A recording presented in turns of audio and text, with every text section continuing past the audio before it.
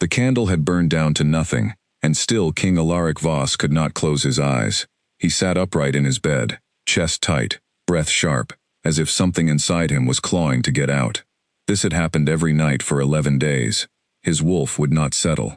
It paced behind his ribs like a caged animal that smelled freedom just beyond a locked door. He pressed his palm against his chest and tried to steady his breathing, the way his old war master had taught him. It did nothing. The wolf inside him did not want calm. It wanted to move. It wanted to walk. And more than anything, it wanted to go somewhere Alaric could not explain. Somewhere south, past the war room, past the sleeping guards, down toward the lower halls of the castle where the servants lived and worked. He rose from the bed before his mind had even agreed to it. His bare feet touched the cold stone floor, and his body simply obeyed some pull he did not understand. He told himself he was only restless. He told himself a king was allowed to walk his own castle at night, without needing a reason. But the closer he came to the narrow stairs that led down to the kitchens, the calmer his wolf became, and that frightened him more than anything a battlefield had ever shown him. Alaric had commanded armies since he was 19. He had faced rival alphas twice his size without blinking. He had signed treaties that decided the fate of entire packs.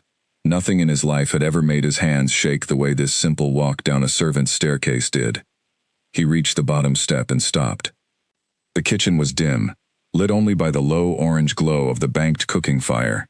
Copper pots hung along the far wall, catching small glints of firelight. The air smelled of yeast, of warm butter, of something sweet baked hours ago and left to cool. And underneath all of it was another scent, one his wolf recognized immediately, one that made his pulse stop and then slam forward all at once. A girl stood at the wooden table in the center of the room, sleeves pushed up to her elbows, hands buried in a mound of pale dough. She worked with the quiet focus of someone who did not know she was being watched. Her hair was tied back loosely, a few strands falling free around her face, and there was flour dusted across her cheek like she had wiped it there without noticing. Alaric did not move. He could not move. His wolf, restless for 11 days, restless for weeks, before that, if he was honest with himself, went utterly, perfectly still. It was the first peace he had felt in longer than he could remember. He stood in the shadow of the stairwell, unseen, and watched her fold the dough, turn it, press it down again with a rhythm that seemed almost like a heartbeat. She hummed something low under her breath, a tune he did not recognize, simple and unhurried. She was not beautiful in the practiced way the women of his court were beautiful. She had not been taught to hold herself a certain way, to smile at the right angle, to lower her eyes when a nobleman passed. She simply existed, fully, in the small pool of firelight, and something about that honesty struck him harder than any polished court beauty ever had. His wolf pushed forward in his mind, urging him closer, and Alaric took an involuntary step onto the stone floor. The sound, small as it was, made the girl's head snap up. For one unbearable second, their eyes met. Hers were dark brown, wide with surprise, and something flickered across her face that was not quite fear, but was not quite calm either. She straightened, wiping her hands quickly on her apron, and dropped into a stiff, uncertain bow, unsure of who exactly stood before her in the shadows of the stairwell at this hour. "My lord," she said carefully, "forgive me. I did not hear you come down." Alaric's throat had gone dry. He realized, with a strange jolt, that he did not want her to bow to him. He did not want the distance that a title created. He wanted, absurdly, for her to look at him the way she had looked up a moment ago, startled and unguarded and real. "You did nothing wrong," he said, and his voice came out rougher than he intended. "I could not sleep. I was walking." It was not quite a lie. It was not quite the truth either. The girl straightened slowly, though she kept her gaze respectfully lowered, the way she had likely been trained to do around anyone who outranked her, which in this castle was nearly everyone. "Would you like something warm, my lord? I have bread from this morning, and there is broth still on the fire." Alaric should have said no.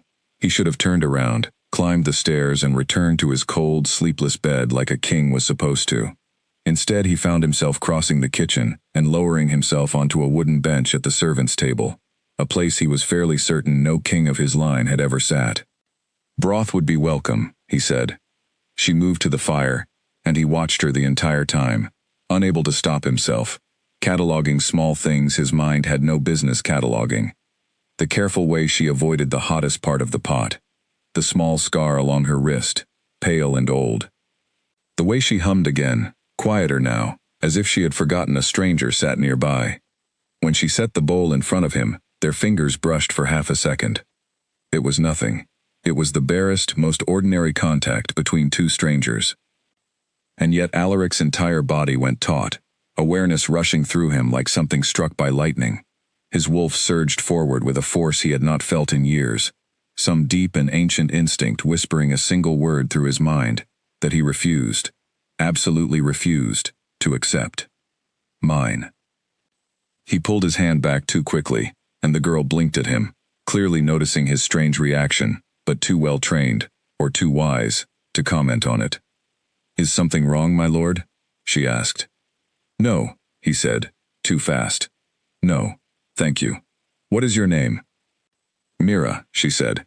"I work the morning bread. I did not expect anyone from the upper halls to be awake at this hour." "Neither did I," Alaric admitted.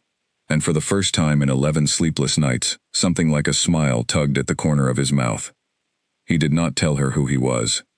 He told himself it was because he did not want to frighten her, did not want her stiff and formal and reciting apologies for speaking too freely to her king.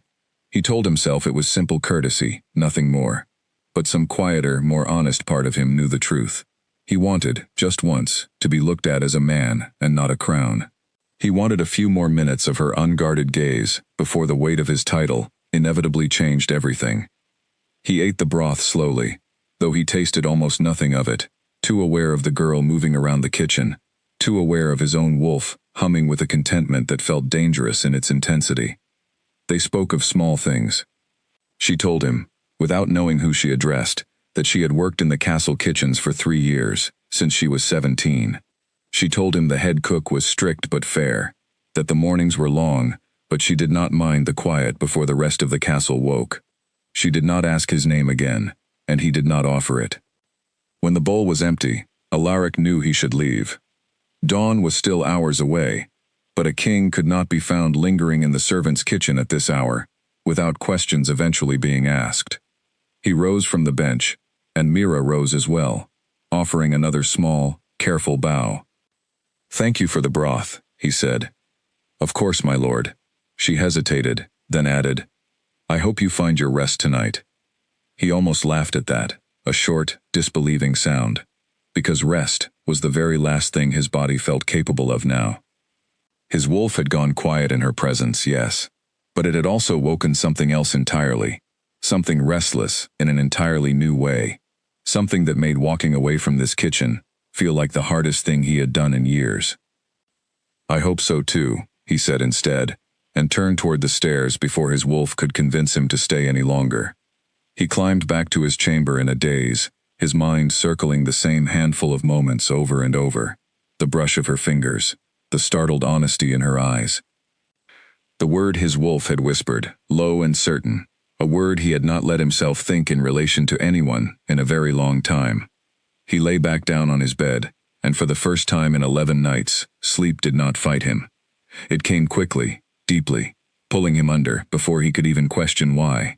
He dreamed of firelight and flower dust, and a low, unfamiliar tune hummed in the quiet hours before dawn. When he woke the next morning, later than he had in weeks, his beta and oldest friend Draven Ashford was waiting in the outer chamber, arms crossed, an unreadable expression on his face. "You look rested," Draven said, and it was not entirely a compliment. For the first time in nearly 2 weeks. "Care to explain why?" Alaric considered lying. He considered brushing the question aside the way he brushed aside most things that touched too close to matters he did not yet understand. But Draven had been at his side since they were boys running through these same halls, and there were very few things Alaric had ever successfully hidden from him. "I went to the kitchens last night," he said finally. "I could not sleep, and my wolf led me there." Something shifted in Draven's expression, a sharpness entering his eyes that had not been there a moment before. "Led you there how?" "I do not know," Alaric admitted, and it was the truth. "It simply stopped fighting me once I was close. Once I found." He paused, unsure how much he wanted to say aloud. unsure how much saying it aloud would make it real. There was a girl, a servant. My wolf went still the moment I saw her. Draven was quiet for a long moment, and in that silence, Alaric felt the first cold thread of unease work its way beneath his calm. Still, Draven repeated slowly, as in calm, as in settled. Yes, Alaric. Draven's voice had dropped, careful now, the way he spoke when delivering news he knew would not be welcome. Do you understand what that means? Alaric did not answer. Some part of him, the part that had felt the pull of the stairs and the peace of the kitchen and the lightning of her fingers against his, already suspected. He simply did not want to say it aloud, because saying it aloud would mean it was true, and the truth would change everything he thought he understood about his own life. Draven said it for him. That is not restlessness, my king. That is not simple exhaustion catching up to you. He held Alaric's gaze steadily. A wolf does not go still like that for nothing. It goes still for one thing only. You may have just found your fated mate, sleeping 3 floors below your own bedchamber, needing bread before the sun rises. The words hung in the air between them, heavy and impossible and undeniable all at once. Alaric sat back slowly, his mind reeling, his wolf stirring faintly beneath his skin, as though even now, hours later and floors away, it could still sense her. He thought of dark brown eyes widening in surprise. He thought of flower dust on a soft cheek and a quiet, unhurried hum in the dark. He thought of the single word that had risen unbidden in his mind the instant their fingers touched, a word he had tried to dismiss, and now understood he could not. A king was not supposed to find his fated mate in the servant's kitchen. A king engaged in delicate alliances, promised in all but name to a noblewoman whose family controlled half the eastern borderlands, was not supposed to feel his entire world narrow down to a girl who did not even know his name. And yet as the morning light spilled through his chamber windows, Alaric understood with a certainty that settled deep in his bones that nothing about this feeling was going to simply fade away. His wolf had found her. And now, whether he was ready for it or not, everything in his carefully ordered life was about to change. Mira did not know the man who visited the kitchen that night was her king, and for 3 more nights she did not find out. He came back the next evening dressed simply, a plain dark cloak covering broad shoulders, no crown, no guards, nothing to mark him as anything more than a well-fed nobleman who could not sleep. He told her his name was Alaric, which was true, and let her assume the rest, which was not entirely honest, though he told himself it was a small deception, a harmless one, the kind that hurt no one. You again, she said when he appeared at the bottom of the stairs, though there was no annoyance in her voice, only mild surprise. Does the upper hall not feed its nobles well enough? The upper hall feeds me plenty, Alaric said, settling onto the same bench as before. It simply does not feed me anything worth staying awake for. Mira huffed something close to a laugh, and turned back to the bread she was shaping for the morning ovens. Careful, my lord. Talk like that, and the head cook will hear you insulting her kitchen from 3 floors up. Then it is fortunate I am insulting the upper kitchen, and praising this one. She glanced at him sideways, a small, private smile pulling at her mouth, quickly hidden as she bent back over her work. Alaric watched the movement of her hands, steady and practiced, and felt his wolf settle again into that same strange, deep peace it had found the night before. It was becoming harder to convince himself this was ordinary curiosity. He learned more about her that night, small pieces offered freely, because she believed she spoke to a stranger, with no power over her future, no reason to guard her words carefully. She told him she had grown up in a village 2 days' ride from the castle, that her parents had died when she was young, that an aunt had raised her until the aunt too had passed, leaving Mira to find her own way in the world at 16. She had come to Duskmoor Castle because the kitchens were hiring, and because, in her words, a person needed somewhere warm to stand through the winter. You speak of it plainly, Alaric said, as if it did not hurt you. Mira's hands stilled for just a moment over the dough. It hurt plenty, she said quietly, but dwelling on it does not put bread in the oven. I learned that a long time ago. You keep moving, or you stay stuck in the same sad place forever. Alaric thought of his own losses, buried under years of duty and command, and found himself, for the first time in longer than he could remember, wanting to speak of them, to someone who was not a beta, or a war advisor weighing his grief against strategy. He did not yet, but the wanting itself surprised him. "You are very wise for a kitchen girl," he said. "And you are very free, with your opinions, for a man who has not told me his family name," Mira replied, arching a brow at him, and Alaric felt something in his chest tighten pleasantly at the challenge in her tone. No one spoke to him this way anymore. No one had in years. Every word directed at him in the upper halls was measured, careful, shaped by the knowledge of exactly how much power he held over the speaker's future. Mira spoke to him as an equal, because as far as she knew, that was exactly what they were. "Perhaps I like my mysteries," Alaric said. "Perhaps you are hiding something." Mira shot back, though there was no real suspicion in it, only teasing, and Alaric laughed, a real laugh, low and surprised out of him before he could stop it. It had been a long time since anything had made him laugh so easily. He returned the third night, and the fourth. Each time his wolf settled the moment he descended the stairs. Each time the tightness in his chest eased, the instant her voice reached him. He began memorizing small things about her without meaning to. The way she tucked loose strands of hair behind her ear when she was concentrating. The faint accent she carried from her village, softened but not erased by years in the castle. The way she never once, in 4 nights, asked him for anything. Not favors, not gifts, not even his family name. Content simply to talk while she worked. It was on the 5th night that his wolf's restlessness returned, but changed now, no longer aimless and confused, but sharp and focused, urging him closer to her in ways his human mind fought hard to resist. He caught himself watching the curve of her neck as she bent over the ovens, caught himself leaning closer when she spoke, as though proximity alone might settle the ache building steadily beneath his ribs. "You are staring, my lord," Mira said without looking up, amusement threading through her voice. Alaric straightened quickly, heat rising unexpected and unfamiliar in his face. "My apologies." "I did not say I minded," she said, and when she finally glanced up at him, something new had entered her expression, something curious, and a little uncertain, as though she too had begun to feel a pull she could not fully explain. That single admission settled into Alaric's chest like a struck match, warm and dangerous all at once. He knew, sitting there in the low firelight with flour dust in the air and the scent of rising bread wrapping around them both, that this had stopped being a simple matter of a restless wolf and a sleepless king. Something was building between them, quiet and unspoken, and every night he returned to that kitchen, it grew a little harder to imagine walking away. He thought of Draven's warning. He thought of the word, fated mate, and everything it would mean if it were true, everything it would upend in a life built entirely around duty, alliances, and the careful management of power.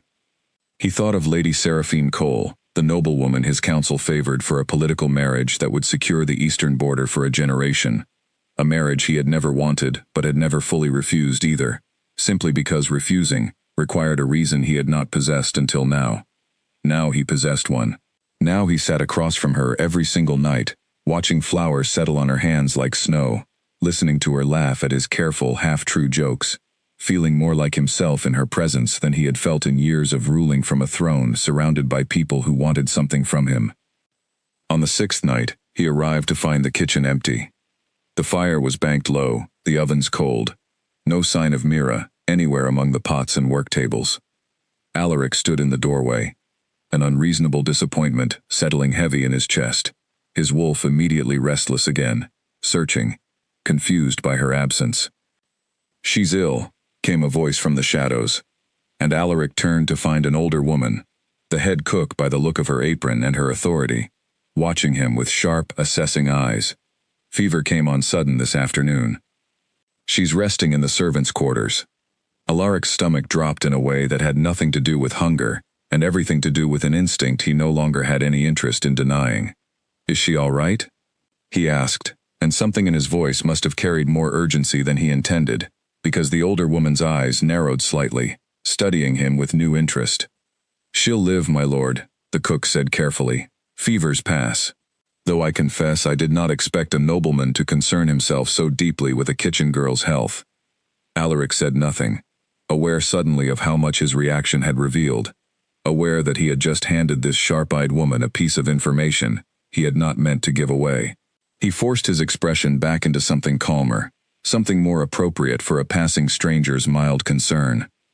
"I simply hope the kitchen recovers its cook quickly," he said, and the words sounded hollow even to his own ears.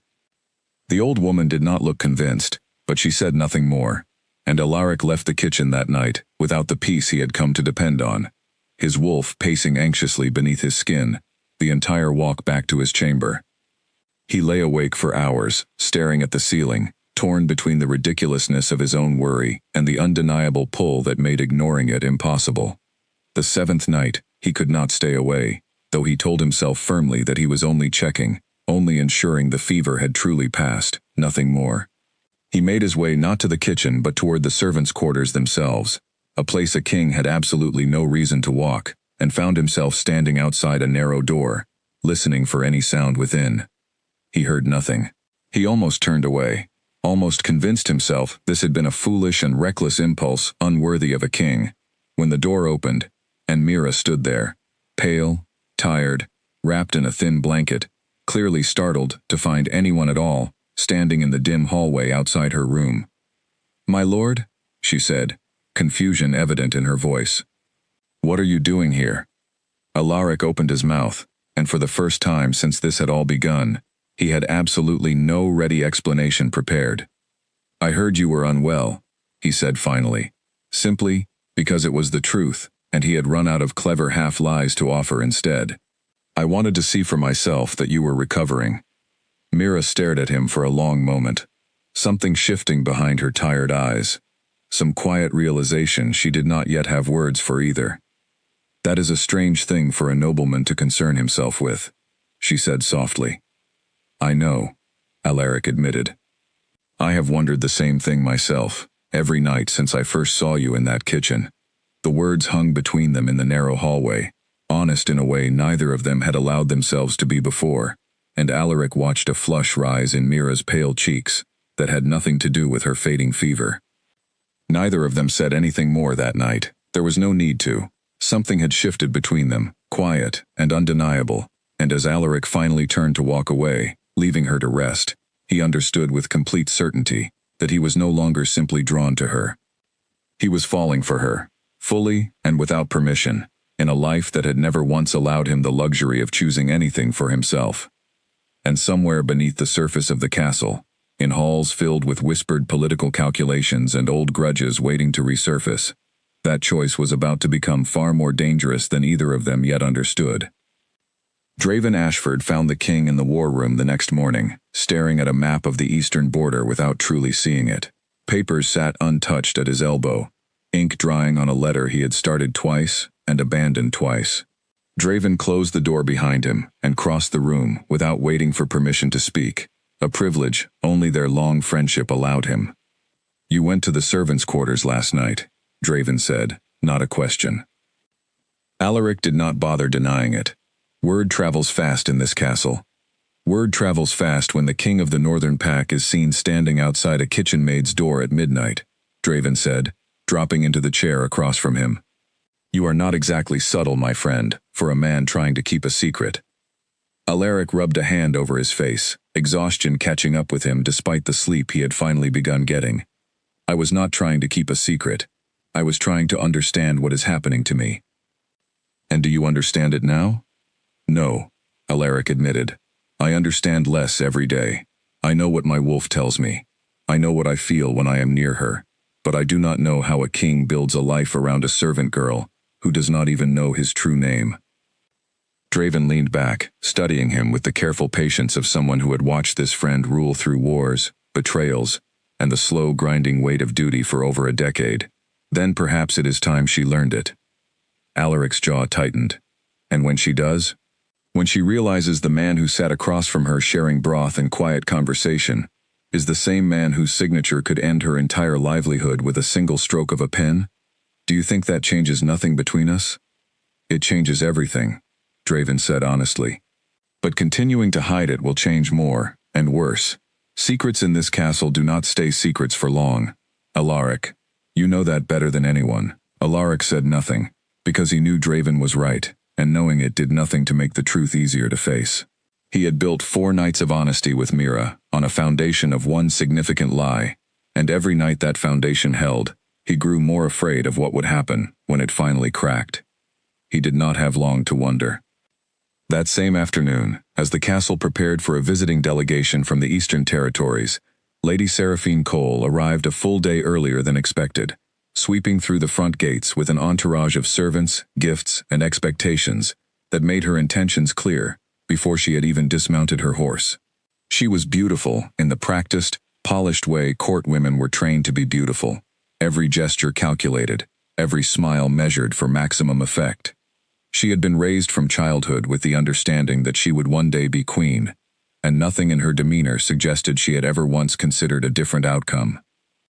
"My king," she said, sinking into a graceful curtsy in the main hall, her voice carrying easily to the gathered nobles and servants alike. "I hope my early arrival does not inconvenience you. I found I could not wait any longer to see you again." Alaric offered the practiced, polite smile expected of him, the one that had cost him nothing for years because it had never needed to mean anything. Today it felt strangely heavier on his face. "Lady Seraphine, you are always welcome at Duskmoor."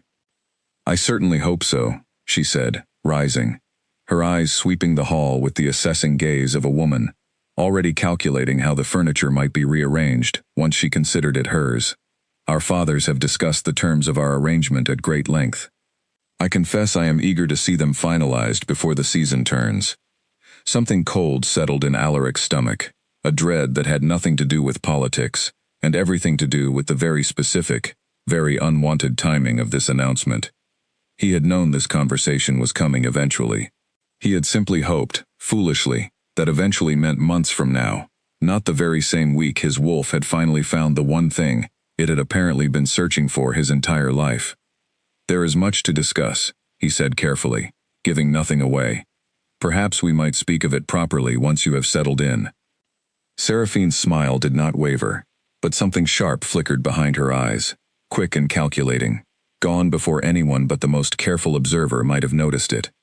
She was not a woman accustomed to delay, and Alaric suspected she would not tolerate much of it before her patience wore through entirely. That evening, unable to face another polite dinner filled with careful political maneuvering, Alaric found himself once again descending the stairs toward the kitchen, his wolf pulling him downward with an urgency that had only grown stronger since Seraphine's arrival, as though some deep instinct understood exactly what kind of threat had just entered the castle.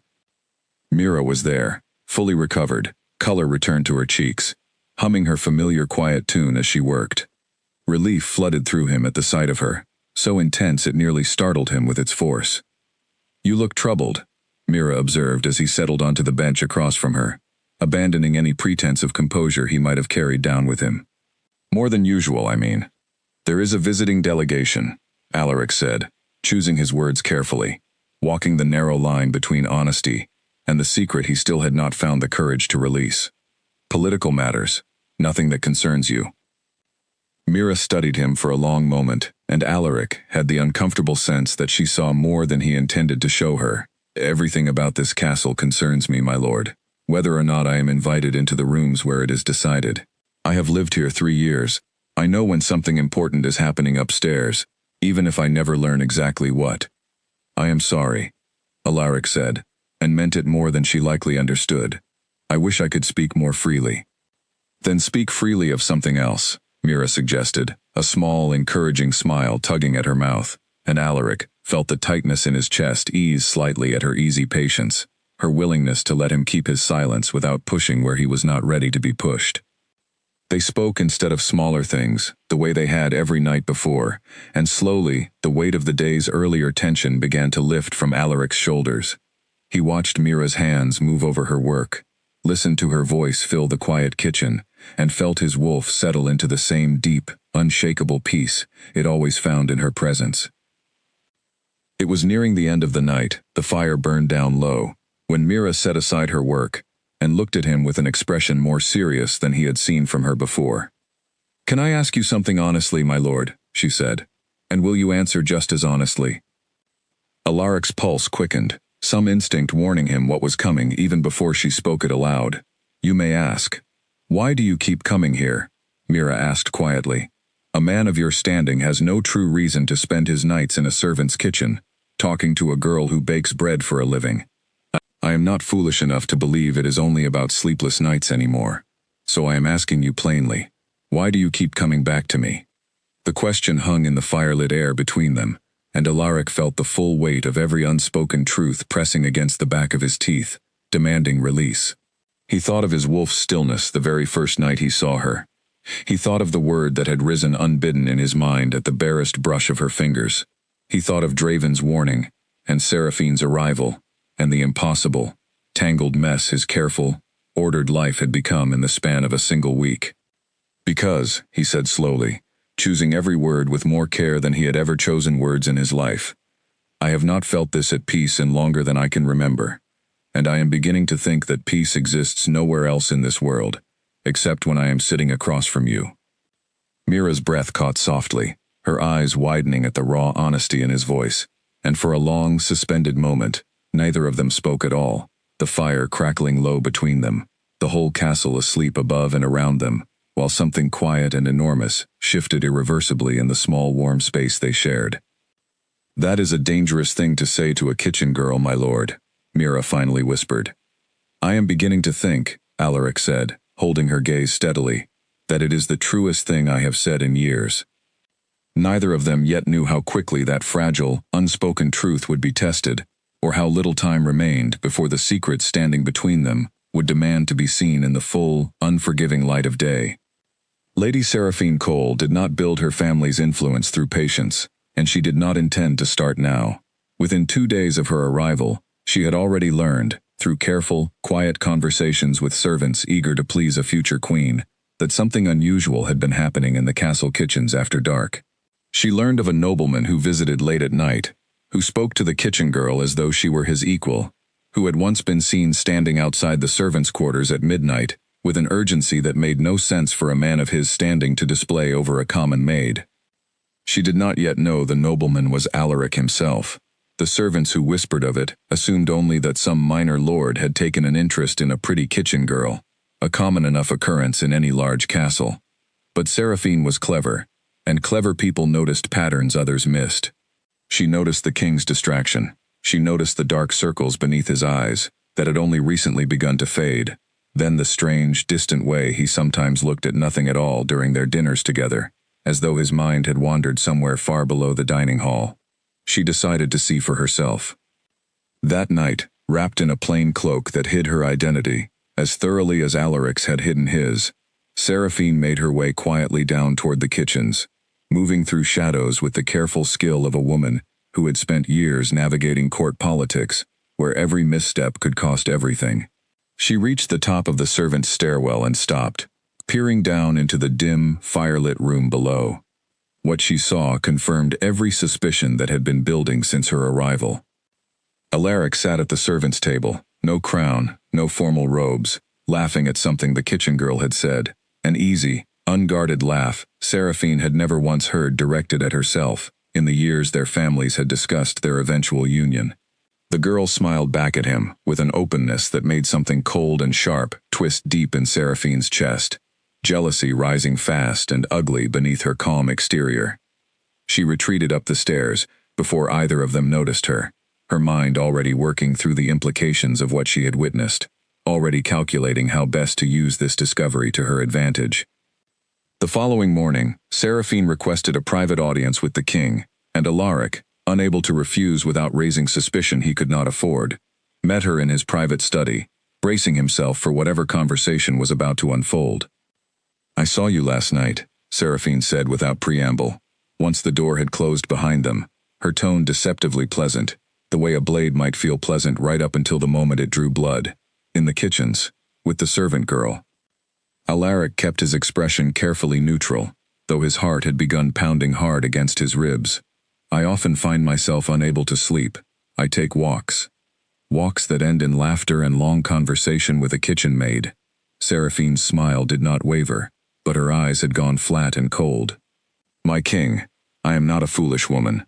I know what I saw, and I know what it means when an alpha's wolf becomes attached to someone unsuitable. The word unsuitable landed like a blow, and Alaric felt his jaw tighten with an anger he had rarely allowed himself to show in front of a member of court. You know nothing of what you saw. I know that our families have discussed a union between our houses for over a year, Seraphine continued, ignoring his interruption entirely. I know that union would secure the eastern border and prevent a war that has been brewing along your territory's edge for a decade. And I know that whatever fascination you have developed for a servant girl cannot be allowed to jeopardize an alliance this important. You speak of my life as though it were merely a piece on your family's chessboard, Alaric said quietly, dangerously. Your life belongs to your pack, my king, Seraphine replied, her voice hardening now, the pleasant mask slipping enough to reveal the steel beneath. It has belonged to your pack since the day you were born to lead it. Whatever comfort you find in a kitchen girl's company is a luxury you cannot afford to indulge, not when so much depends on the choices you make in the coming weeks. Alaric said nothing for a long moment, torn between the truth of her words and the fury they ignited in him. She was not entirely wrong. His duty to his people had always come before his own wants, and he had never once resented that responsibility until now, until he had finally found something that made him want a different kind of life, however impossible that life might be. I have not made any decisions yet, he said finally, carefully, refusing to give her the satisfaction of a full retreat. Then I suggest you make them quickly, Seraphine said, rising from her seat, smoothing the front of her gown with practiced composure, before whatever fascination you have developed grows into something far more difficult to end cleanly. She left the study without waiting for a response, and Alaric sat alone in the silence afterward, his wolf pacing restlessly beneath his skin, torn between two futures that seemed to grow more incompatible by the hour. He did not go to the kitchen that night. He told himself it was strategy, a necessary distance while he considered how best to protect Mira from the political storm Seraphine's suspicions had just set into motion.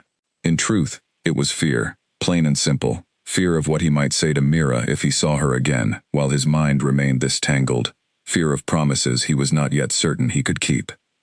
Mira noticed his absence. She told herself it did not matter, that a nobleman's attention was fickle by nature, and she had been foolish to let herself grow fond of a man whose true intentions she had never fully understood. But the kitchen felt emptier without his presence, the quiet hours before dawn stretching longer and colder than they had in weeks, and she found herself listening for footsteps on the stairs that did not come.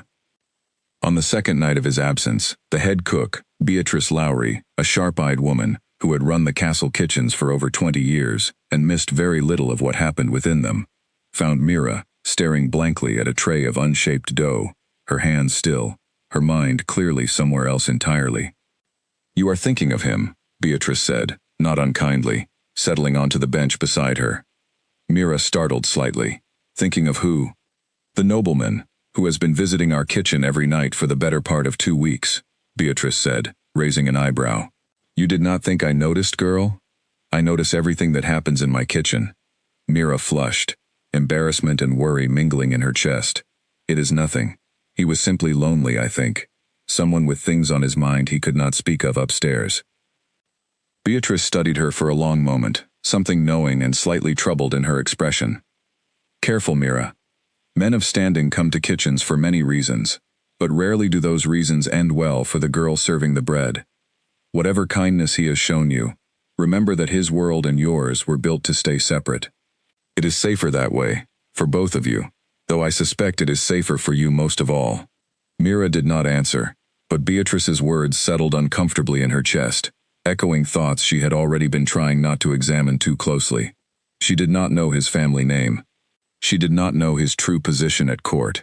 She knew only that he had made her laugh more in 2 weeks than she had laughed in the 3 years since she had come to this castle, and that his absence now left a strange, hollow ache she had not expected and did not entirely know how to name. She did not yet understand how much larger the truth was than anything Beatrice's warning had prepared her for. 3 floors above, Alaric stood at his window staring out over the dark castle grounds, his wolf restless and unsettled without the peace it had grown accustomed to finding each night. Draven found him there, arms crossed, watching the same silent night sky Alaric had been watching for the better part of an hour. You have not gone to see her, Draven observed. Seraphine knows, Alaric said quietly, or suspects enough to threaten the alliance if I continue. Draven was silent for a moment, considering this. And what do you intend to do? Alaric closed his eyes. his wolf pressing hard against the walls he had built to contain it these past 2 nights, demanding the peace it had been denied, demanding the one thing his careful, dutiful mind kept insisting he could not have. "I do not know," he admitted finally, the words heavy with a weight he had never once carried before, in all his years of ruling. "For the first time in my life, Draven, I genuinely do not know what the right choice is." Outside, the wind moved through the castle grounds, carrying with it the distant scent of rain, and somewhere far below in the quiet, waiting kitchen, a girl who did not yet know she held a king's heart, continued shaping bread for a morning that felt, for reasons she could not explain, unusually far away. On the 3rd night of his absence, Alaric's wolf finally won the battle his mind had been fighting since Seraphine's warning. He descended the stairs to the kitchen with no plan, no careful speech prepared, only the desperate need to see Mira again after 3 days that had felt longer than entire seasons. She was there, as she always was, though something in her posture had changed, a guardedness that had not existed before, as though she had spent the past 3 nights building small walls around herself, in preparation for exactly this kind of disappointment. She looked up when he entered, and her expression flickered through surprise, relief, and something more careful, more wary, before settling into polite composure. "My lord," she said, her voice measured in a way it had not been before. "I had wondered if you had grown tired of our kitchen's broth." "I have not grown tired of anything," Alaric said, crossing the room and settling onto the bench across from her, though this time she did not immediately return to her work, watching him instead with an assessing patience that made him distinctly aware of how much he had let slip during his absence. "I apologize for my silence. Matters at court kept me occupied." "Matters at court," Mira repeated slowly. "Is that what troubled you, or was it something else?" Alaric hesitated, the truth pressing hard against his teeth, and in that hesitation, Mira's eyes sharpened with a understanding that made his stomach drop. "There is a woman," she said quietly, not quite a question. "Someone important. That is why you stayed away." He could have lied. He could have deflected, the way he had deflected every question about his identity, for 2 weeks now, protecting himself, and, he had told himself, protecting her, from a truth she was not yet ready to hear. But looking at her now, watching the careful hurt she was trying so hard to hide behind polite composure, he understood suddenly that continuing to hide would cost far more than the truth ever could. "Mira," he said slowly, "I have not been entirely honest with you." Something in his tone made her set down the cloth in her hands entirely, giving him her full, wary attention. "What do you mean?" He rose from the bench, unable to remain seated for what he was about to say, and reached up to unclasp the plain cloak he had worn every night to disguise himself, letting it fall away to reveal the fine, embroidered tunic beneath, the subtle mark of his house, woven into the collar in silver thread that any noble in the castle would recognize immediately. Mira's eyes dropped to the mark, and Alaric watched understanding wash over her in slow, devastating waves, watched her face shift from confusion to disbelief, to something that looked distressingly close to betrayal. "You are the king," she whispered. "Yes. You let me believe you were a nobleman. Some minor lord with nothing better to do than visit a kitchen at midnight." Her voice had gone tight, sharp with a hurt she was clearly struggling to contain. "You let me speak to you, as though we were equals. You let me tease you, argue with you, tell you things about myself I have not told anyone in years, and the entire time you were laughing at me from behind a lie." "I was never laughing at you," Alaric said quickly, urgently, taking a step toward her, though she stepped back in response, putting the work table between them like a shield. "Mira, everything I said to you, everything I felt sitting across from you every night, none of that was a lie. Except the single most important fact of who you actually are," Mira shot back, her voice rising now, years of careful composure cracking under the weight of this betrayal. "Do you understand what could have happened to me? Speaking so freely to a man I believed held no true power over my life. I told you things I would never have told the king of this castle. I laughed at jokes about the upper hall's poor manners, not realizing I was mocking your own court to your face. You let me humiliate myself for 2 weeks, and you said nothing." "I was afraid," Alaric admitted, and the honesty of it seemed to catch them both off guard. "I was afraid that the moment you learned who I was, Everything between us would change. I was afraid you would only ever see the crown after that, never the man sitting across from you. I wanted, just for a little while, to be seen as something other than a king. Mira's expression wavered, some of her anger softening into something more complicated, though the hurt remained sharp beneath it. That does not make it right, she said quietly. You had a choice every single night, and every single night, you chose the lie. I know, Alaric said, and there was nothing left to defend. Nothing left but the plain, uncomfortable truth of his own selfishness, laid bare between them. I am sorry, Mira. Truly. I never meant to hurt you. The kitchen fell into heavy silence, the fire crackling low behind them, the weight of everything unspoken, pressing down on both of them. Mira wrapped her arms around herself, staring down at the work table rather than meeting his eyes, and Alaric felt the distance between them stretch wider than it had ever been, wider even than the 2 weeks he had spent lying to her about something so fundamental to who he was. Why are you telling me now? She finally asked, her voice quiet, guarded.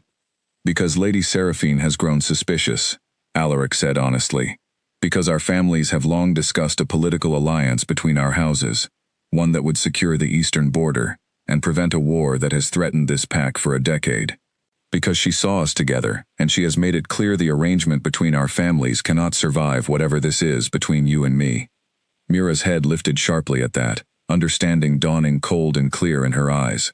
So you are telling me the truth now, because you have run out of choices, not because you wish to be honest with me on your own. The accusation landed hard, mostly because Alaric could not fully deny it. That is not entirely fair, he said, though his voice lacked full conviction even to his own ears. Perhaps not, Mira allowed, but it is not entirely wrong either. She drew in a slow breath, steadying herself, and when she spoke again, her voice had regained some of its earlier composure, though it remained distant in a way that made Alaric's chest ache. You are a king, my lord. You have alliances to consider, a pact to protect, decisions far greater than anything I could ever understand from where I stand in this kitchen. Whatever this has been between us, it cannot change any of that. Mira, please, she said, cutting him off gently, but firmly. I need time to think. You have given me a great deal to consider tonight, and I cannot do that clearly while you stand here. Alaric wanted to argue, wanted to close the distance between them, and explain everything his wolf had been trying to tell him since the very first night he saw her, but he recognized, painfully, that pushing further would only deepen the wound his deception had already caused. He nodded slowly, retrieving his discarded cloak from the floor, though he did not put it back on. No longer any point in continuing a disguise she had already seen through completely. I will not trouble you further tonight, he said quietly. But Mira, please know this. Nothing I felt sitting across from you these past 2 weeks was a lie. That, at least, I need you to believe. He left the kitchen without waiting for a response, his wolf howling in distress at the widening distance between them, and Mira stood alone in the firelit quiet, long after his footsteps had faded up the stairs, her mind spinning through everything she now understood, and everything she still did not. She did not yet know that her own past held secrets every bit as significant as the ones Alaric had just revealed, secrets that would soon make the question of a king's affection seem almost simple by comparison. Mira did not sleep that night. She lay in her narrow bed in the servants' quarters, staring at the low wooden ceiling, replaying every conversation she had shared with the man she now knew was King Alaric Voss, searching each memory for signs she had somehow missed. She thought of Beatrice's warning, delivered only days before, and wondered now if the older woman had suspected the truth all along. In the quiet hours before dawn, when sleep still would not come, Mira rose from her bed and pulled a small wooden box from beneath it, one of the few possessions she had carried with her from her childhood village. Inside lay a handful of items that meant little to anyone but herself: a chipped hair comb that had belonged to her mother, a folded scrap of cloth embroidered with a symbol she had never fully understood, and a single letter, its edges worn soft from years of handling, that her aunt had given her shortly before passing. She had read the letter many times over the years, though its contents had always felt more like a puzzle than a clear message. It spoke of a family name Mira had never used, a name her aunt had insisted she keep hidden, spoken only in careful whispers when absolutely necessary. It spoke of a debt owed to their bloodline by powerful people who would not wish to see it repaid. It spoke, most confusingly of all, of a pack that had once claimed her family as its own, before casting them out under circumstances the letter never fully explained. Mira had always assumed the letter was simply the confused ramblings of a dying woman, grief and fever tangling memory with imagination.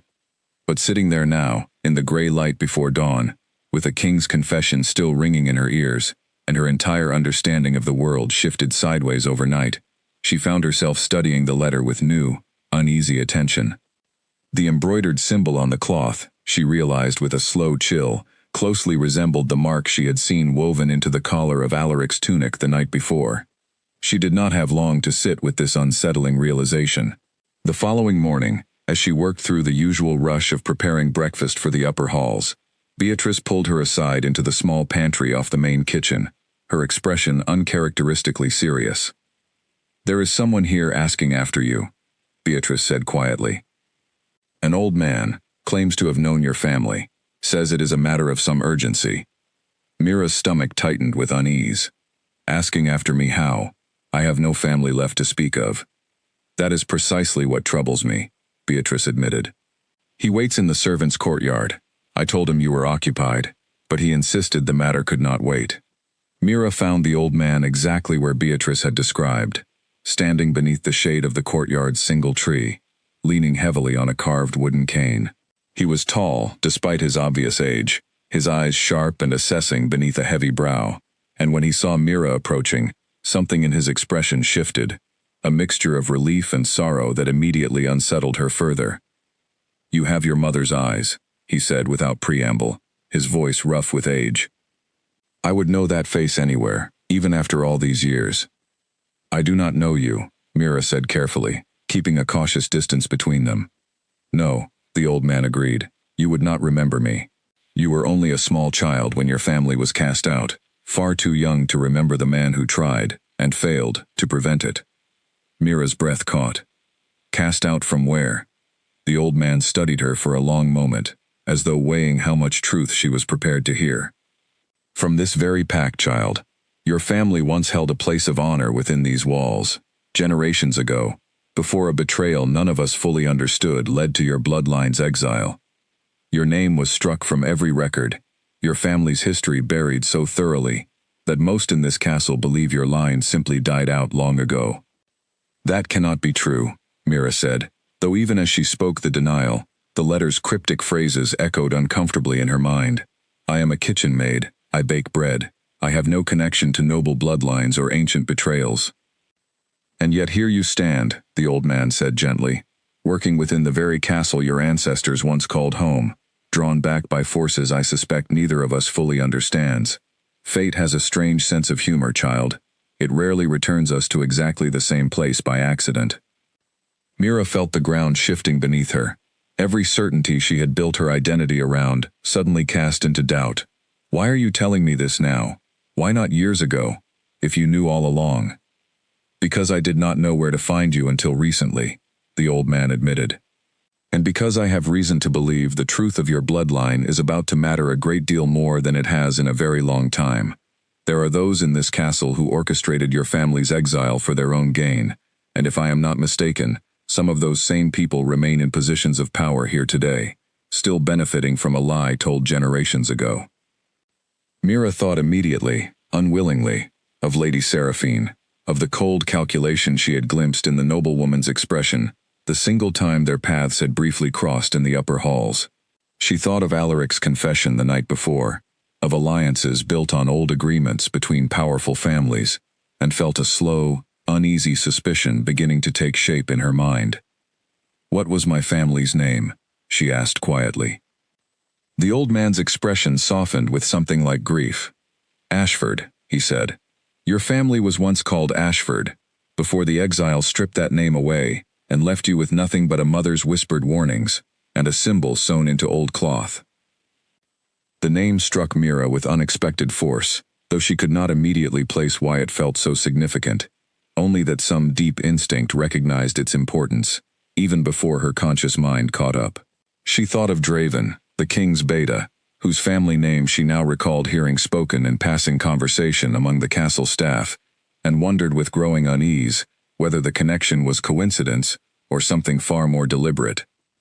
"I need time to understand what you are telling me," Mira said finally, her mind reeling with more questions than answers. "Take whatever time you need," the old man said, "but do not take too long. The forces circling this castle move quickly, child, and I fear you have already drawn more attention than you realize, whether through the king's interest or through blood ties, older and more dangerous than either of you yet understands." He left her standing alone in the courtyard, her mind spinning through 1,000 fractured pieces of a history she had never known she carried, and for the first time since arriving at Duskmoor Castle 3 years earlier, Mira understood with unsettling clarity that her presence here had never been simple coincidence at all. Something far larger than a king's restless wolf had drawn her back to these walls, and she was only now beginning to understand how dangerous that larger truth might prove to be for everyone involved. 3 days passed before Mira returned to the kitchen at her usual hour, though her mind remained tangled with everything the old man had told her.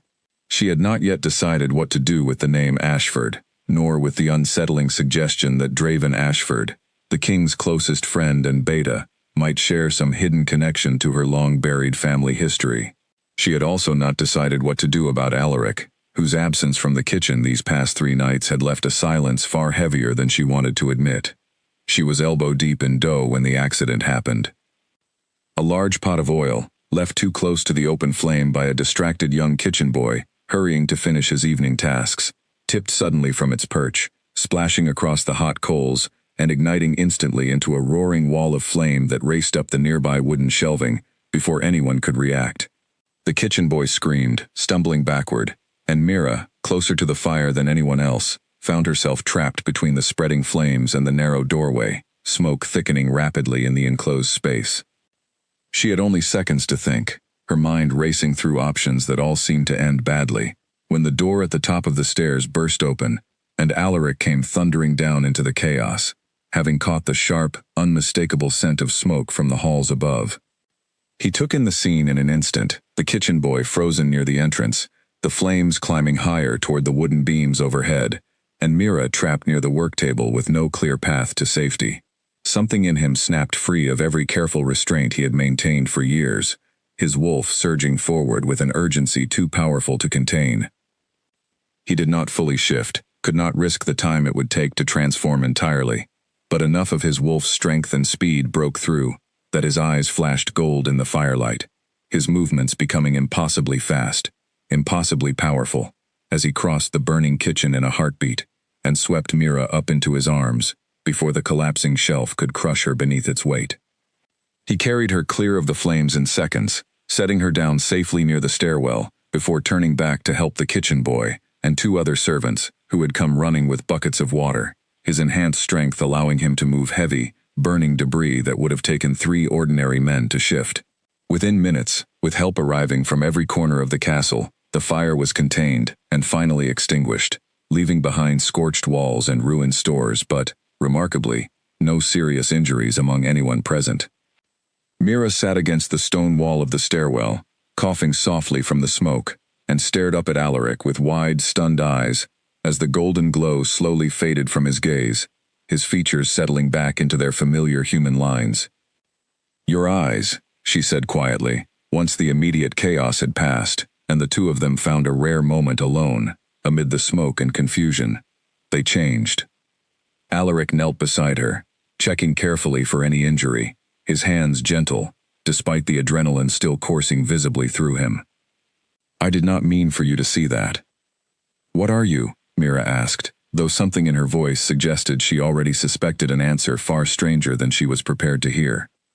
Alaric hesitated only a moment before deciding, firmly, that he had already caused enough harm through hidden truths. "I am an alpha," he said quietly.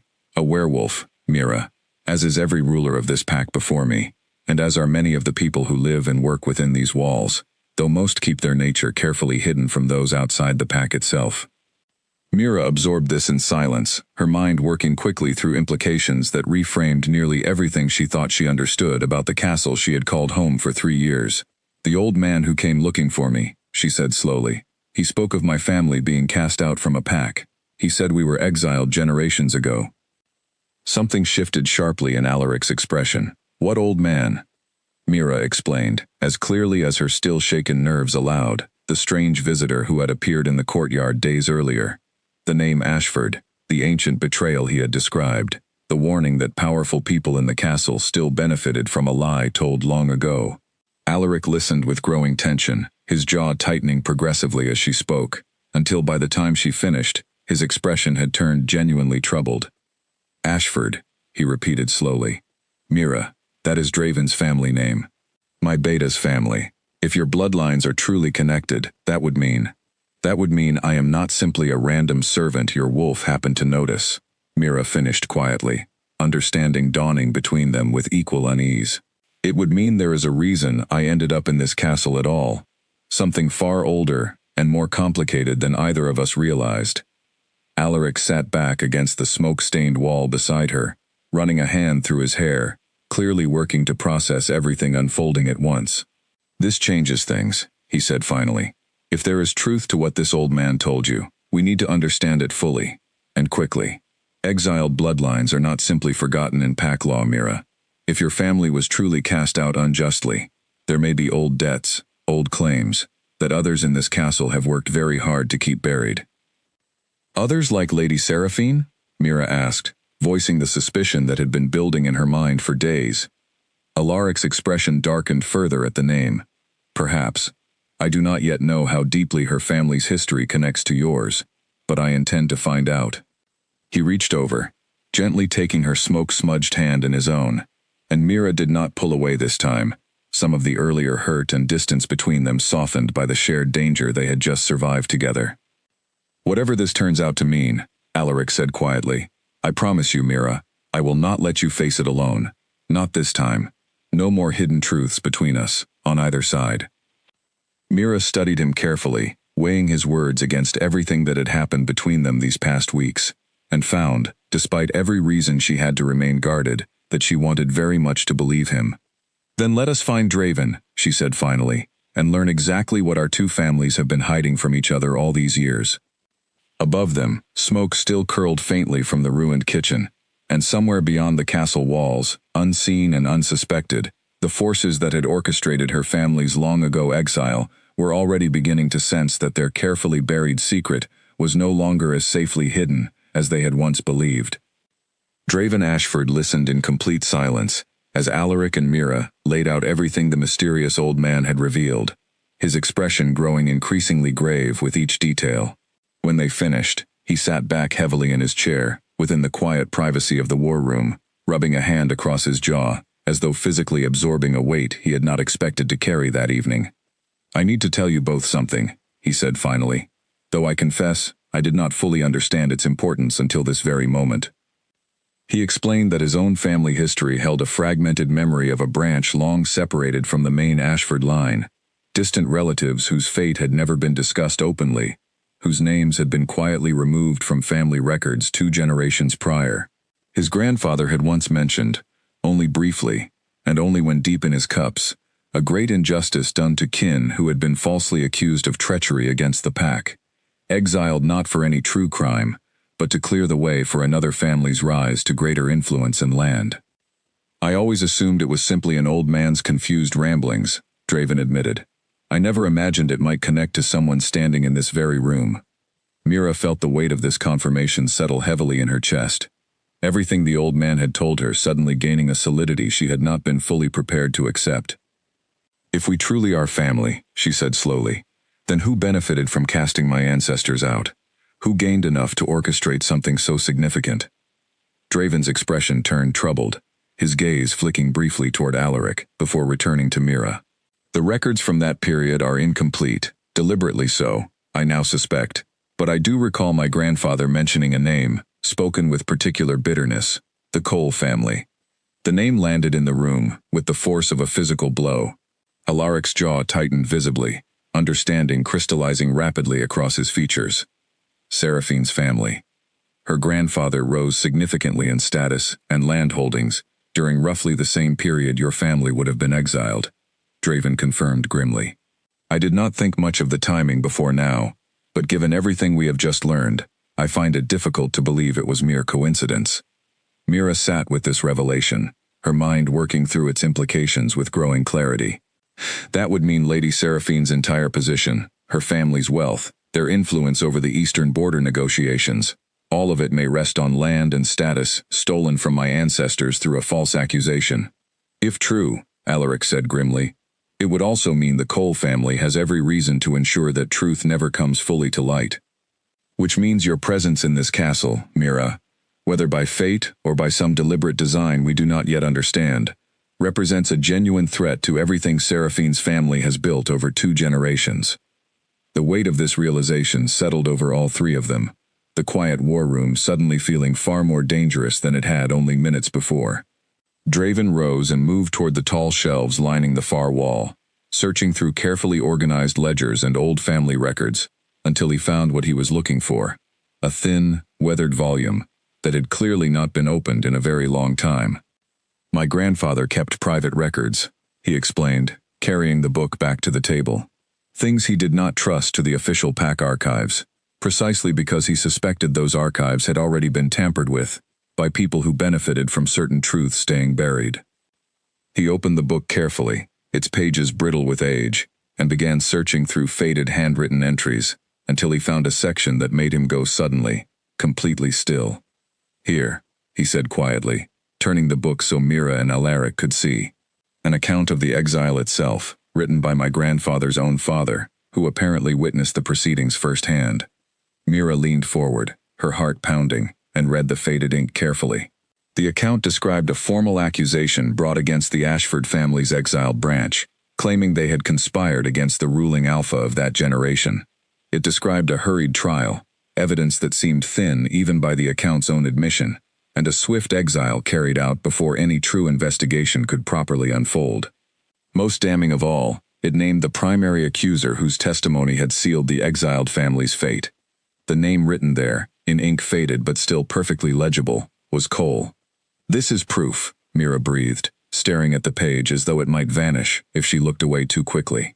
Actual written proof that my family was wrongfully exiled, and that Seraphine's own ancestor orchestrated it. It is proof of an old account, written by one man who was present, Alaric said carefully, though there was no doubt in his voice, only caution. It will need to be corroborated further before it can be brought forward as formal evidence, particularly given how significant the consequences would be for the Cole family's current standing. But Mira, this changes everything. If this account holds up, you would not simply be restored as a descendant of an exiled family. You would have legitimate claim to lands and status the Cole family has held for 2 generations, under false pretenses. Mira sat back, overwhelmed by the sudden, dizzying scope of everything unfolding around her. Only weeks earlier she had been a simple kitchen maid, with no family beyond fading memories and an aunt's cryptic warnings.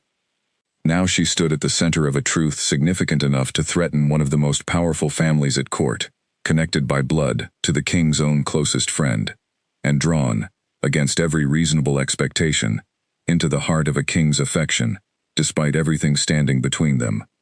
What happens now? She asked quietly.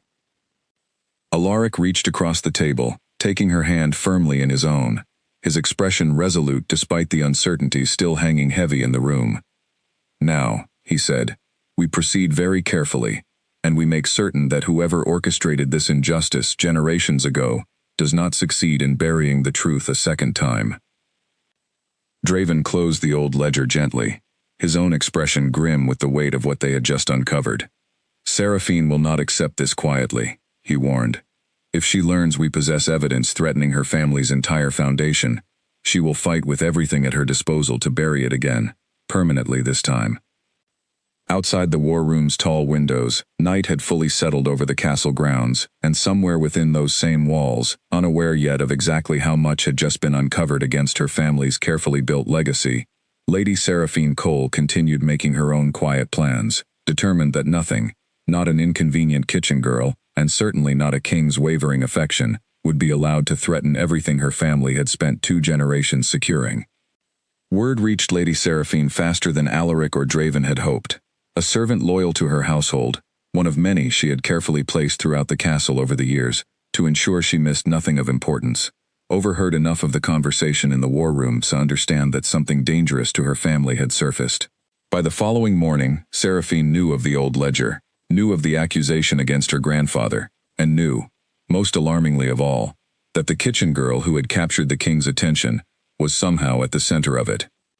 She summoned her personal guard captain to her private chambers before the sun had fully risen, her expression composed, but her eyes carrying a hard, calculating edge that had replaced the careful pleasantness she typically wore in public. "There is a matter that requires immediate attention," she said quietly, once the door had been secured. "A servant girl in the kitchens has become dangerously inconvenient. I want her removed from this castle before the end of the week," quietly, without drawing attention to my involvement.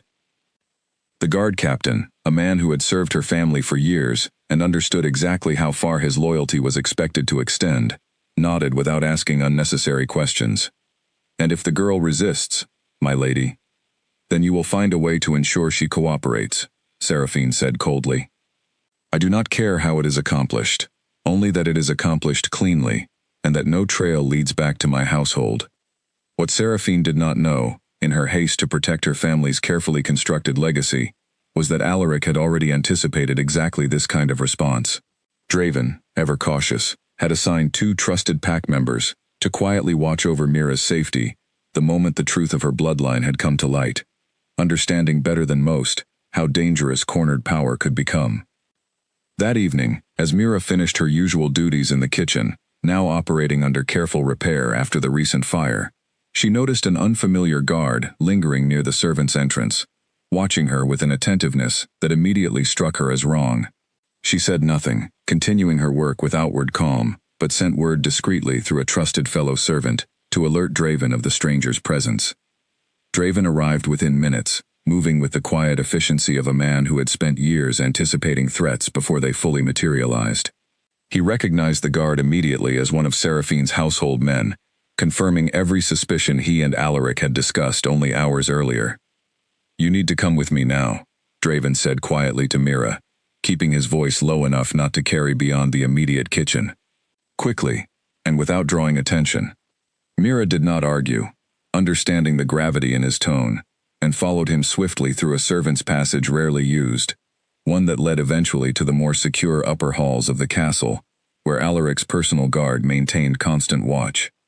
They reached Alaric's private study within minutes, and Draven quickly explained what had happened, watching Alaric's expression darken with each word.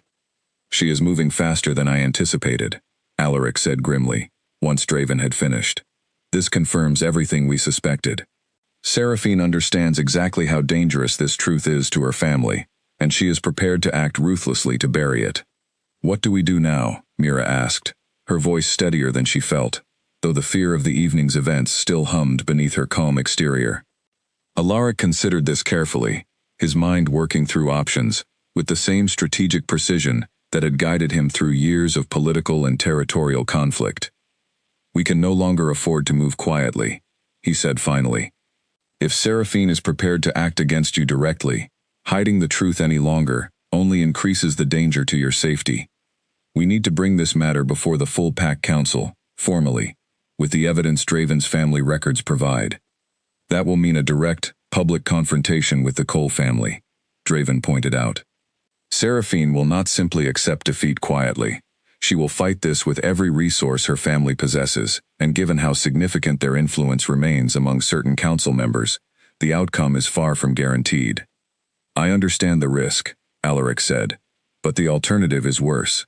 If we continue trying to handle this quietly, Seraphine will simply continue escalating her efforts to silence Mira before the truth can ever reach the council at all. Better to face this openly, on our own terms, than to wait and be forced into a defensive position of her choosing." Mira listened to this exchange with a growing sense of resolve settling over her own fear. She thought of her mother, whose face she barely remembered, and her aunt, who had spent her final years carefully guarding a truth too dangerous to speak plainly. She thought of generations of her family living in quiet exile, stripped of their name and their rightful place, while another family profited from the injustice done to them. "I want to face the council," she said firmly, surprising even herself with the steadiness in her voice. "I have spent my entire life not knowing who I truly am, living with fragments of a history I was never allowed to fully understand. I will not spend the rest of it hiding from the truth, simply because revealing it frightened someone whose family built their fortune on a lie. Alaric looked at her with open admiration, something warm and fierce passing across his expression, despite the tension of the moment. "Then we will face it together," he said, "and I will personally ensure the council hears every piece of evidence Draven's family has preserved." Draven nodded firmly in agreement, already turning his mind toward the practical matters of gathering additional witnesses and preparing the ledger for formal presentation. "I will also reach out to the old man who first approached Mira," he added. "If he possesses additional knowledge of the exile, his testimony could prove invaluable in corroborating the written record." Over the following 2 days, the three of them worked carefully and quietly to prepare their case, gathering what additional evidence they could find, while remaining alert to any further attempts by Seraphine's household to interfere. The old man, when Draven located him again through careful inquiry among the older castle residents, agreed readily to testify, revealing that he had once served as a junior advisor during the original exile proceedings, and had long carried guilt over his inability to prevent the injustice from occurring. By the time the Pack Council convened 3 days later, summoned by Alaric himself under the guise of addressing an urgent matter of Pack history requiring formal review, Seraphine had grown visibly tense, sensing correctly that the confrontation she had hoped to avoid was no longer avoidable. The great council hall filled with Pack elders, nobles, and senior members of the castle's governing structure, all gathering with the particular attentiveness that came from knowing something significant was about to unfold. Seraphine sat near the front, alongside her family's representatives, her composed expression betraying nothing of the anxiety Alaric suspected churned beneath her calm exterior. As the council settled into silence, awaiting the matter their king had summoned them to address, Alaric rose to his feet, Mira standing quietly but resolutely beside him, and began to speak the truth that had remained buried for 2 full generations. "Members of the council," Alaric began, his voice carrying clearly through the great hall, steady with the authority of a man who had led this pack through wars and treaties alike. "I have summoned you today to address a matter of grave injustice, one that has remained hidden within this pack's history for 2 full generations, and one that I believe demands correction before this council, in the light of full truth." Murmurs rippled through the gathered nobles and elders, curious glances passing between them as they tried to anticipate what significant matter could have prompted such an urgent formal summons. Seraphine's expression remained carefully composed, though Alaric did not miss the way her hands tightened almost imperceptibly in her lap.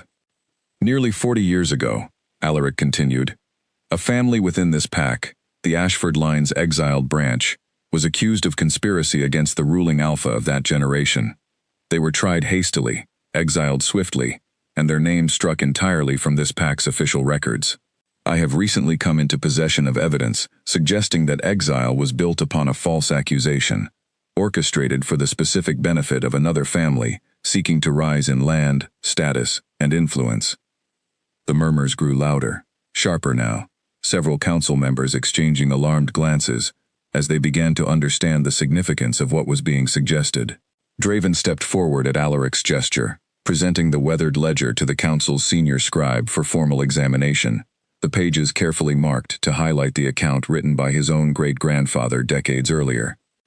"This account," Draven explained, his voice steady, despite the weight of what he was revealing about his own family's hidden history, "was written by a man who personally witnessed the exile proceedings. It names the primary accuser whose testimony sealed the exiled family's fate, testimony my great-grandfather believed, even at the time, to be thin and largely unsupported by genuine evidence." "And who was named as this accuser?" asked one of the senior council elders, an older werewolf named Nathaniel Ferris, whose family had served the Pack Council for generations, and who was known throughout the castle for his uncompromising devotion to fairness and truth. Alaric held Seraphine's gaze steadily as he answered, "The Cole family." The hall erupted into startled exclamations, every eye in the room turning first toward Alaric, then swiftly toward Seraphine herself, whose composed mask finally cracked visibly beneath the weight of sudden public scrutiny. "This is preposterous," Seraphine said sharply, rising from her seat, her voice carrying clearly, despite the surrounding noise. "A single old ledger, written by a man with no formal standing, cannot possibly serve as legitimate evidence against my family's honor." "I agree that a single account alone would be insufficient," Alaric said calmly. which is why I have also brought forward a living witness, one who was present during the original proceedings, and has carried the weight of that injustice for nearly 4 decades. The old man who had first approached Mira in the courtyard was brought forward then, moving slowly but with quiet dignity toward the center of the hall, and began recounting, in careful, measured detail, everything he had witnessed during the original exile proceedings decades earlier. He described the rushed trial, the thin evidence, the clear political motivations he had recognized, even as a young advisor, too powerless at the time, to intervene meaningfully. "I have carried this guilt for nearly 40 years, the old man said, his voice trembling slightly with age and emotion. "I watched an innocent family stripped of everything they held, cast out into hardship they did not deserve, while I remained silent, out of fear for my own position. I will not remain silent any longer, not when I finally have the chance to see this wrong corrected." The hall fell into heavy, weighted silence as his testimony concluded, and Alaric watched the expressions of the gathered council shift progressively, from shock toward something closer to grave consideration. Nathaniel Ferris, the senior elder who had first questioned the accusation, studied Seraphine with a hard, searching gaze. "Lady Seraphine," he said slowly, "does your family possess any record disputing this account? Any evidence that might contradict what has been presented here today?" Seraphine's composure had fully cracked now, anger and fear mingling visibly across her features as she realized the full scope of what she was facing. "My family's standing was earned through generations of loyal service to this pack," she said, her voice rising with barely contained fury. "I will not stand here and allow a kitchen girl's fabricated claims to unravel everything my ancestors built. I have made no claims of my own," Mira said then, stepping forward for the first time, her voice steady, despite the weight of every eye in the hall now turning toward her. "I only recently learned of my family's history myself. I did not seek this confrontation, my lady. I only wish to understand the truth of who I am, and to see that truth acknowledged honestly, whatever the consequences may be for either of our families."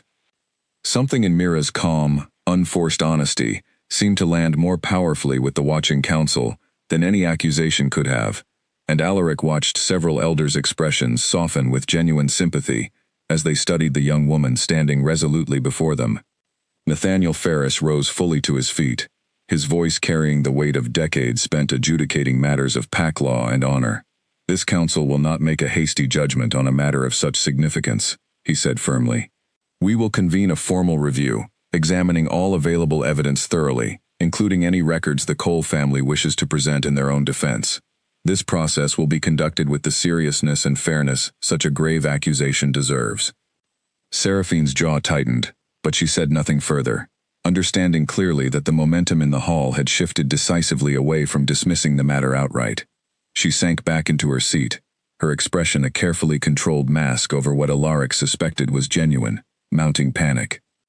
As the council session concluded and the hall slowly began to empty, Alaric turned to Mira, relief and pride mingling in his expression, at the courage she had shown before the full weight of the pack's leadership.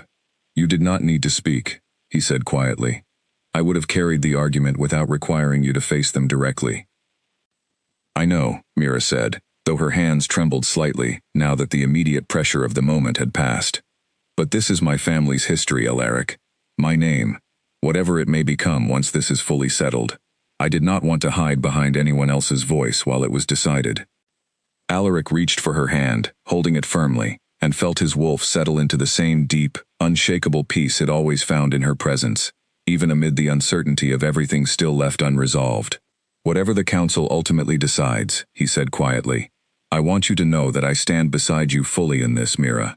Not as a king protecting a political interest, but as a man who has come to care for you more deeply than I ever expected possible."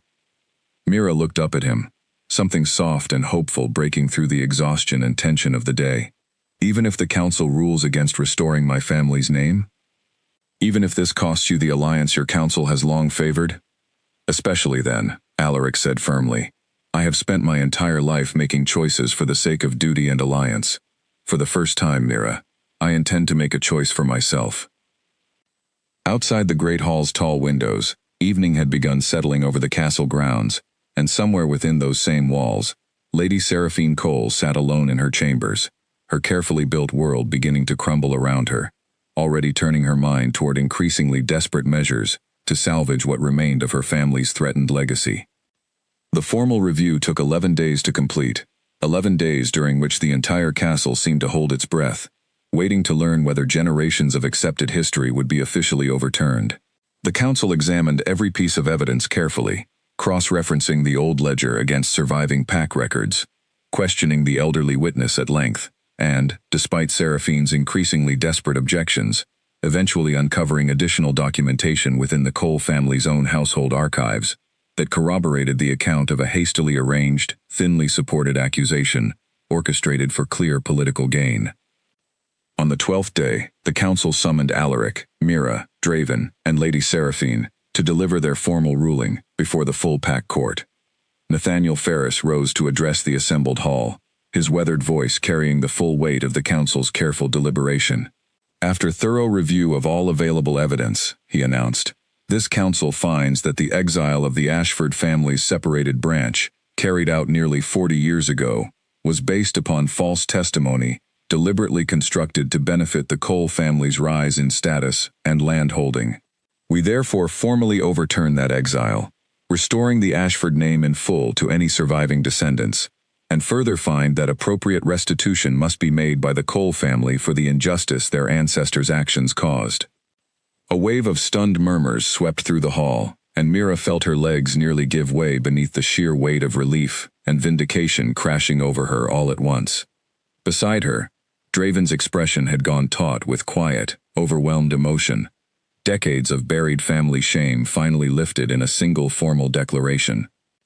Seraphine sat rigid in her seat, her face pale, understanding fully now that her family's carefully constructed legacy had just been publicly and permanently unraveled before the entire pack court.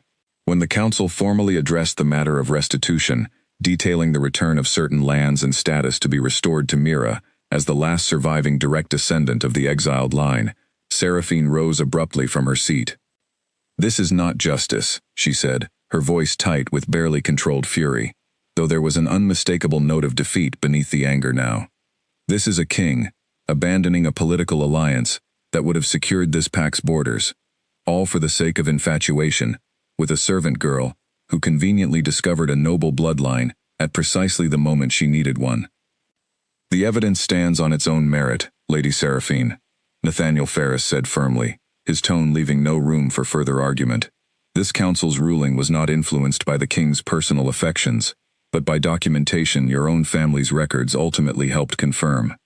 I would suggest you accept this outcome with whatever grace remains available to you, rather than compound your family's difficulties further. Seraphine's jaw tightened, but she said nothing more, understanding clearly that continued protest would only further damage whatever standing her family retained. She swept from the hall without another word, her entourage following swiftly behind her, and Alaric watched her go with a complicated mixture of relief and something almost like sympathy, understanding that whatever ambition had driven her actions, she too had ultimately been a piece moved within a much larger game, orchestrated generations before either of them had been born. With the formal ruling complete, the following weeks brought significant change to Duskmore Castle. Mira's family name, and a portion of the lands unjustly taken from her ancestors, were formally restored, and though she chose to remain closely connected to the kitchens she had come to love, she now did so as a woman of restored standing, rather than simply a servant with no history to claim as her own. Alaric formally ended the long-discussed alliance with the Cole family, a decision that some among his council initially questioned, though as the eastern border negotiations were quietly renegotiated through alternative diplomatic channels over the following months, even his most cautious advisors eventually acknowledged that peace had been secured through other means, without requiring the sacrifice of the king's own happiness.